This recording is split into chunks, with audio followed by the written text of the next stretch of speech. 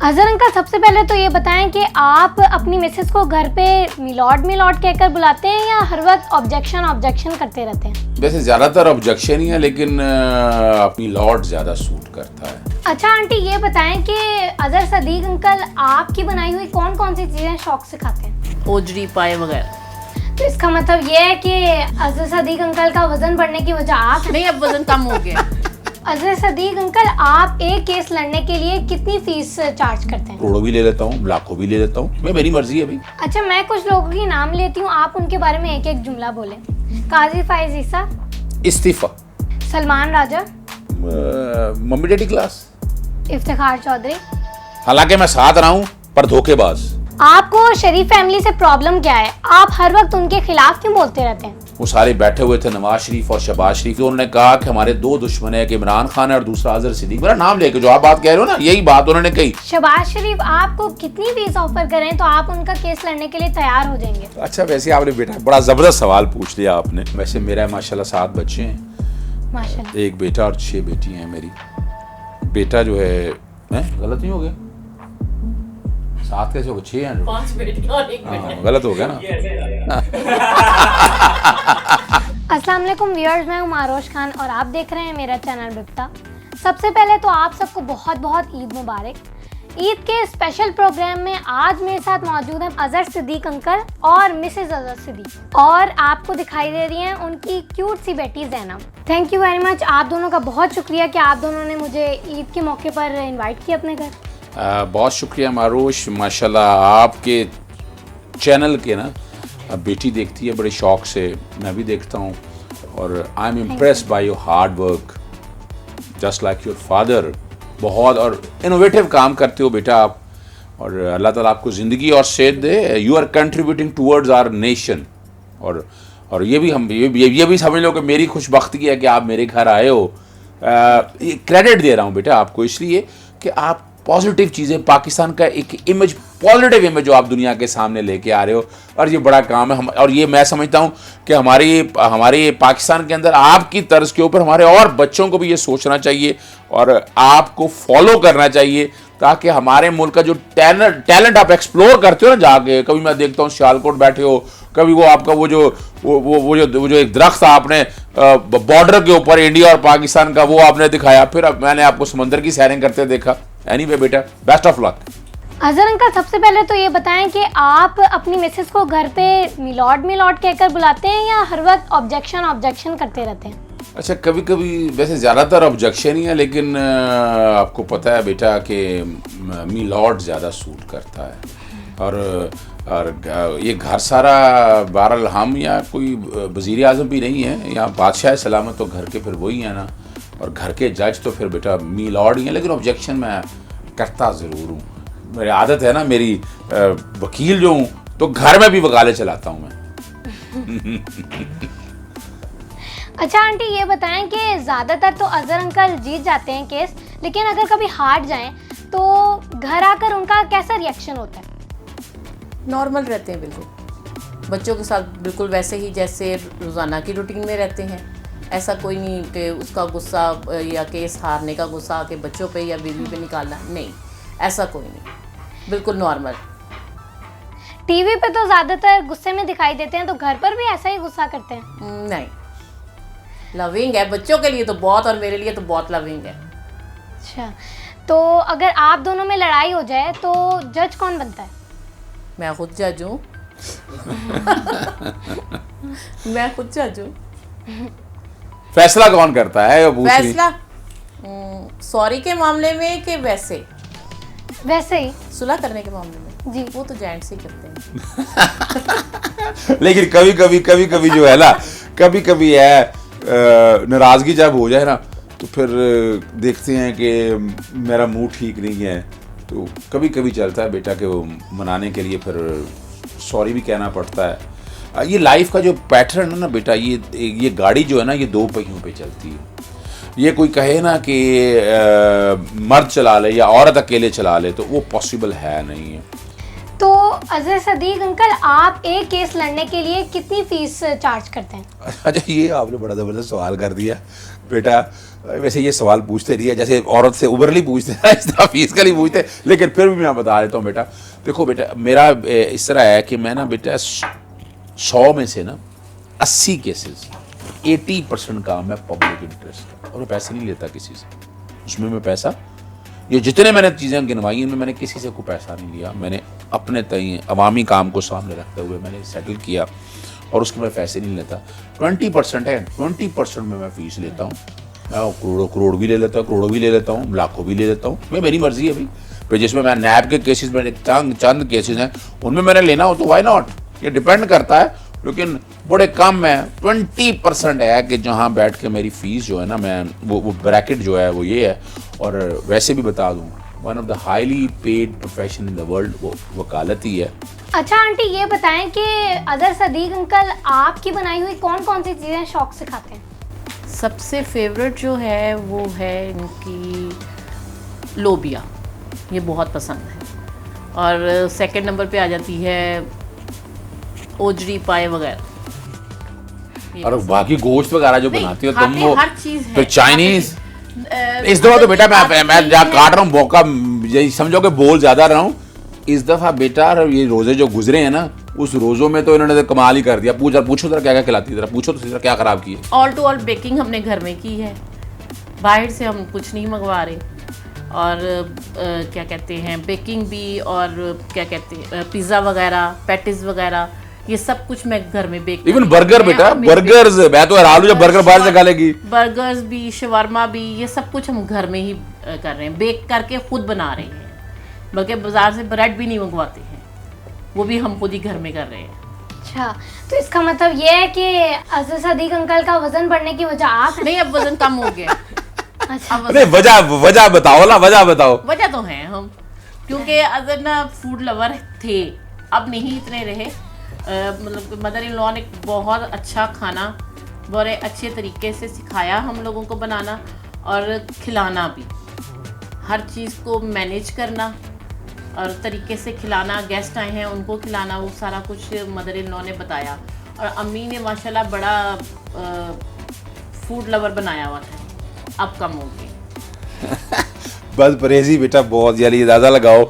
बचपन से ही ना, बचपन से ही मुझे अच्छी तरह याद है कि हम चीज़ों को जब देखते हैं ना, मैं मैट्रिक में, मैं 7वीं 8वीं में था, मेरी नानी बहुत प्यार करती थी, तो मुझे ढेर सारे पैसे दे दिया करते। मेरे जेब में पैसे बहुत होते थे, मुझे समझ नहीं आता था मैं क्या खर्च करूँ।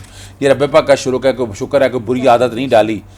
तो मैं ना कबाब जाके खा लेने, टिक्के खा लेने, तो बचपन से आधी आदत ख़राब हुई। आज भी हम, ये साइमा यहाँ बैठी है बेटा, या जब से आई है ना, हमारा एक दिन ऑफ है। हाँ जी, हम 25 सालों से, हम 26 सालों से संडे को काम नहीं करते हैं, हमारा संडे ऑफ है। नाश्ता बताओ आप पूरा रहा। नाश्ते से लेके रात के डिनर तक हमारा ऑफ है टोटल। नाश्ता हमने बेटा बाहर से लाहौरी नाश्ता करना है सारा, मैंने नहीं बनाना। संडे वाले दिन टोटल ऑफ है। ये अम्मी ने असूल बनाया था कि क्या कहते हैं, संडे ऑफ रखना है इनके लिए। तो वो अब 26 सालों से ये असूल चल रहा है हमारे घर का कि मैंने संडे वाले दिन बिल्कुल कोई काम नहीं करना। बाहर से नाश्ता आता है, बाहर से दोपहर का खाना आता है, रात का खाना आता है। रात तो बाहर जाते हैं ना यार, अब कोरोना की वजह से नहीं, कोविड की वजह से कोविड वजह नहीं जा रहे थे, वरना तो लेकिन खाना बाहर से ही आता है। ये आइडिया तो मैं अपनी मम्मा को भी दूंगी। ज़रूर देना, बल्कि मैं कहती हूँ जितनी बच्चियाँ की शादी हो रही है ना, उन सबको इस पे अमल करना चाहिए, क्योंकि सारी बेटियाँ काम सारा दिन काम करती रहती हैं, तो एक दिन तो उनका भी ऑफ होना चाहिए ना, एक दिन तो उनको भी छुट्टी मिलनी चाहिए। तो माशाल्लाह फिर नंदे बहुत अच्छी थी, उन्होंने वो बहुत अच्छी हेल्पर थी हमारे लिए। मतलब कि 100 में से 20% काम हम करते थे, 80% काम वो बेचारी करती थी। अल्लाह ताला उन सबको अपने घरों में आबाद रखे, लेकिन वो करती और बहुत बड़ी जबरदस्त सिखाया बड़ा कुछ उन्होंने हमें। नंदों ने बहुत कुछ सिखाया हमें, काम करना, घर के काम करना, खाना बनाना, ये में गेस्ट आते हैं उनको कैसे टेबल लगाना, ये सारा कुछ हम लोगों ने उनसे। अच्छा ये भी तो पूछो ना, साथ साथ एक ये भी तो पूछो ना अभी इनसे, जिस तरह तुम सैर करती रहती हो, उनसे पूछो ना जरा ये कि खुद करती थी या अपना। अम्मी कहती थी अजहर को कि इनको घुमाने फिराने लेके चलो। वाले साहब वाले साहब भी, ससुर भी, बहुत किया उन्होंने हमारे साथ अभी तक। कहाँ फिरे हो? तुम्हारा सवाल मैं पूछ रहा हूँ। पाकिस्तान में मेरा ख्याल है कि कोई ऐसी जगह नहीं है जो छोड़ी नहीं है। पूरे नॉर्दर्न एरिया हम घूम चुके हैं। और फिर अल्लाह का शुक्र है कि यूरोप भी गए हैं, दुबई भी गए हैं, सारा घूम फिर के आए हैं, अल्लाह का घर भी देख कर आए हैं। ये सबसे बड़ी बात है कि अल्लाह का घर भी देख कर आए हैं। माशाल्लाह मेरी बेटी भी उम्रा करके आई हुई है। माशाल्लाह। जिंदा लोगों में आप पाकिस्तान का सबसे बड़ा वकील किसे समझते हैं? बड़ा ज़बरदस्त सवाल पूछ लिया। मैं पहले मैं बताऊंगा कि मैं अपनी ज़िंदगी में सबसे बड़ा वकील अगर किसी को समझता हूँ अभी जो इस दुनिया में नहीं है, वो मेरे उस्ताद मोहतरम थे एम अनवर शौकत, ई से लिखते थे, एल एम हावर्ड। उनसे बड़ा वकील मैंने नहीं देखा। फिर दूसरा साथ ही मेरे एक और उस्ताद मोहतरम शेख अलमास अली साहब, उनको, और वजह थी वो किनको हार्वर्ड से वक्त गुजारा, उन्होंने तालीम सीखी है, वो बड़ा वकील समझते थे एन ए पालकी वाला को। फिर ए ब्रोही को वो इज्जत देते थे कि जो उन्होंने वक्त अपना गुजारा। और अभी इस वक्त पाकिस्तान के अंदर जो सबसे बड़ा वकील अगर आप मुझसे पूछते हो तो मैं जिनसे इम्प्रेस हूँ इस वक्त वो खालिद अनवर साहब। शरीफुद्दीन पीरज़ा साहब चले गए इस दुनिया से, खालिद अनवर, और फिर उसके बाद Aitzaz Ahsan, art of pleading उनका कमाल है, हामिद खान साहब हैं, मुनीर मलिक साहब हैं। लेकिन जहाँ तक ये बात है आर्ट अगर देखें सीखना और सीखने के लिए इस हवाले से, तो वो एतजाज़ एहसन इस वक्त अभी उम्र उनकी ज़्यादा हो गई है, लेकिन उनका स्टाइल काम करने का मुझे बहुत पसंद है। आपको शरीफ फैमिली से प्रॉब्लम क्या है? आप हर वक्त उनके खिलाफ क्यों बोलते रहते हैं? अच्छा बेटा, बड़ा ज़बरदस्त आपने सवाल उठाया। ये मेरे पे एक वैसे ही इल्ज़ाम लगाया जाता है बेटा। मैं 92 में वकालत में आया और पब्लिक इंटरेस्ट मैंने स्टार्ट की तकरीबन कोई 98-99 में। उसके बाद मुशर्रफ का दौर आया, जनरल मुशर्रफ के अगेंस्ट बहुत बड़ी तहरीक में उसके ख़िलाफ़ रहे हम, लॉयर्स मूवमेंट में साथ हम चलते रहे। इफ्तिखार चौधरी साहब को बहाल करने में मीडिया एडवाइज़र कोऑर्डिनेटर में मैंने बड़ा एक रोल प्ले किया। लेकिन उस वक्त ये बात तय हो गई थी कि अवामी मसाइल को लेकर हल चलना है, मैंने चलना। चौधरी परवेज़ लाई का दौर था और बड़ा मशहूर केस है, मैं बताने लगा हूँ। डूंगी ग्राउंड अगर गुलबर्ग में जाओ तो आईमैक्स थिएटर ग्राउंड को कन्वर्ट करके ना वहाँ थिएटर बनाने लगे, तो मैंने वो चैलेंज किया। फिर चौधरी परवेज़ लाई वगैरह इनके खिलाफ और मैंने बड़ी काम किए, तो इल्ज़ाम लग गया मेरे पे कि आप पीपल्स पार्टी का साथ दे रहे, जो मेरे पे इल्ज़ाम लग गया। तारा चले में चलता रहा, बड़े मैंने काम किए, स्कूल बहाल कराए, तालीम के हवाले से मामलात को देखा। फिर दौर आ जाता है पाकिस्तान पीपल्स पार्टी का। अब मैं तो ये सारे काम कर, यानी यूसुफ रज़ाक गिलानी को घर भेजने वालों में मोहम्मद अज़हर सिद्दीक है, यानी उसको डिसक्वालीफाई मेरी पिटीशन है। आसफ अली जरदारी साहब को तौहीन अदालत में मैंने 5 मेंबर बेंच था लाहौर हाई कोर्ट का, वो मैंने दायर की कि सदर हैं आप, जब आप सदर हैं तो पार्टी के सदर नहीं है, आपको पार्टी सदारत छोड़नी पड़े, तौहीन अदालत की दरखास्त है। खुर्शीद शाह को हज और कोटा का केस, यानी हमारे यहाँ बेटा हज बड़ा महंगा था, हज को सस्ता करने के लिए मैंने पिटीशन दायर की। फिर दौर आ जाता है शरीफों का, यानी उस वक्त इल्ज़ाम लग गया मेरे पे पीपल्स पार्टी के, मैं पाकिस्तान मुस्लिम लीग नून का हूँ। जब मुस्लिम लीग नून की गवर्नमेंट आई मैंने वही काम रखा, मैं तो स्टेट्समैन हूँ, मेरा तो काम अवाम से रिलेटेड है। तो जब मैंने किया तो फिर मुझे इल्ज़ाम लग गया कि पाकिस्तान तहरीक इंसाफ से आपका ताल्लुक है। अब फिर मैंने बड़े काम किए बेटा, करप्शन के खिलाफ मैंने एक बहुत बड़ा महाज शुरू किया, जिसकी वजह से मुझे कहा गया कि तुम शरीफों के बदतरीन दुश्मन हो। वैसे तो हमारे एक दोस्त हैं, वो सारे बैठे हुए थे, नवाज शरीफ और शहबाज शरीफ, और वो साथ वो बैठे थे, नाम उनका नहीं मैं ले रहा। तो उन्होंने 5-10 मिनट मेरे पे बात की, तो उन्होंने कहा कि हमारे 2 दुश्मन है, एक इमरान खान है और दूसरा अजहर सिद्दीक। मेरा नाम लेके जो आप बात कह रहे हो ना, यही बात उन्होंने कही। मेरा इससे कोई ताल्लुक, 56 कंपनियों का केस देख लें आप बेटा, ये जो शहबाज शरीफ आज रेफरेंस चल रहे हैं साफ पानी का, ये बेटा मेरे काम किए हुए हैं। फिर यही नहीं है, मेट्रो ऑरेंज ट्रेन 350 अरब का प्रोजेक्ट है। लोग कहते हैं तुम डेवलपमेंट के खिलाफ हो, मैं डेवलपमेंट के खिलाफ क्यों? मेरे मुल्क में तालीम नहीं मिलती है, मेरे मुल्क में सेहत अवेलेबल नहीं है, मेरे मुल्क में छोटे छोटे मसाइल के लिए लोग भूखते फिर रहे हैं, बिजली महंगी मिलती है। ओ भाई ये सस्ती करो। मेट्रो ऑरेंज के मैंने लेके क्या कर रही है, 350 अरब की बजाय आप 10 मेट्रो ट्रेन चला सकते थे, छोटी बसें चला सकते थे, आप ट्राम चला सकते थे। पनामा केस सुप्रीम कोर्ट में बेटा बाद में गया, पहले मैं लेके गया लाहौर हाई कोर्ट में, मैंने यहाँ फुल बेंच भी बनवाया, लेकिन यहाँ वो फुल बेंच बन नहीं सका। और फिर एक बड़ा मशहूर जमाना केस है, आपको पता है बेटा, नवाज शरीफ आपको पता है, वो जानते हो ना आप, स्कॉन्डर या भाग जाना मुल्क से, भगौड़ा कहते हैं उसको। तो ये तकरीरें करते थे टीवी के ऊपर, एक बंदा जो कानून से भाग रहा है, तो मैं फिर पैमरा में गया। पैमरा में मैंने पाबंदी लगवाई इनकी ज़ुबान बोलने के ऊपर। उससे पहले अल्ताफ़ हुसैन पे आ जाओ, हाँ वो तो मैं भूल ही गया। लॉयर्स मूवमेंट में 12 मई में कराची में था, मुझे मारने की कोशिश की। बड़ी लंबी कहानी बेटा, डिटेल में उनकी बातें नहीं बता सकता। अल्ताफ़ हुसैन मेरे मुल्क के बारे में बात करता था। मैं लाहौर हाई कोर्ट में गया, उसकी तकरीर पर पाबंदी लगवाई मैंने पहले। जो मुझ पर इल्ज़ाम लगाते हैं ना कि इनकी ज़ुबान तुमने बंद कर दी, मैंने पहले गदारे मुल्क, गदारे पाकिस्तान अल्ताफ़ हुसैन की ज़ुबान पर पाबंदी लगाई थी लाहौर हाई कोर्ट से। ये रिकॉर्ड की चीज़ें हैं। फिर जस्टिस साकिब निसार साहब का दौर था, आपके वालिद साहब वहाँ अक्सर वहाँ आया करते थे। हाँ, वो आपको देख के एक और याद आ गया, बड़ा मशहूर। आपको याद होगा ईमान मलिक एक छोटी बच्ची थी, उसको डॉक्टर हॉस्पिटल में इंजेक्शन लगाया था, वो मर गई थी डॉक्टर की नेग्लिजेंस की वजह से। मैंने वो केस उठाया बेटा। हाँ, मैंने कालाबाग डैम बनाने का ऑर्डर मैंने पहले लाहौर हाई कोर्ट से लिया था। तो बाद में डैमों के हवाले से मामला गया, फिर और कई इतने लातादाद बेटा काम है। शहबाज शरीफ आपको कितनी फीस ऑफर करें तो आप उनका केस लड़ने के लिए तैयार हो जाएंगे? अच्छा, वैसे आपने बेटा बड़ा ज़बरदस्त सवाल पूछ लिया आपने। एक मैं हकायक बता दूं, आज से 4 साल पहले ये इसहाक डार का इनडायरेक्टली मुझे आया था। मेट्रो ऑरेंज से पीछे हटने के लिए मुझे ऑफ़र आई थी। मुझे एडवोकेट जनरल पंजाब की ऑफ़र हुई, पर नहीं बिका मैं। सवाल ही पैदा नहीं होता कि मैंने जो एक असूल बनाया हुआ है ना, मैंने शहबाज शरीफ अगर अरबों रुपया भी, करोड़ों की बात नहीं मैं कर रहा, अरबों रुपया भी फीस दे तो शायद मैं केस ना लड़ूं। हालांकि बहसीयत वकील मुझे इनकार नहीं करना चाहिए, लेकिन मैंने ये इनकार करना सीखा है।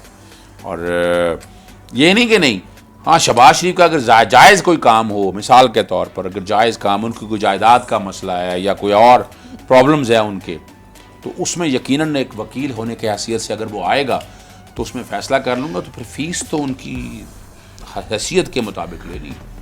यानी मैं ये कहूँ कि मैं उनसे कोई मुफ्त केस कर दूँगा, मुफ्त केस नहीं मैं करता। मुफ्त केस मैं गरीबों का करता हूँ, इनसे पैसे लेके मैं गरीबों पे लगा दूँगा। पर मैं फ़ीस अगर इस मामले के आएगा तो मैं फ़ीस करोड़ों से कम चार्ज नहीं करूँगा। आंटी ये बताएं कि अजहर सदीक अंकल की कौन सी बात आपको सबसे बुरी लगती है?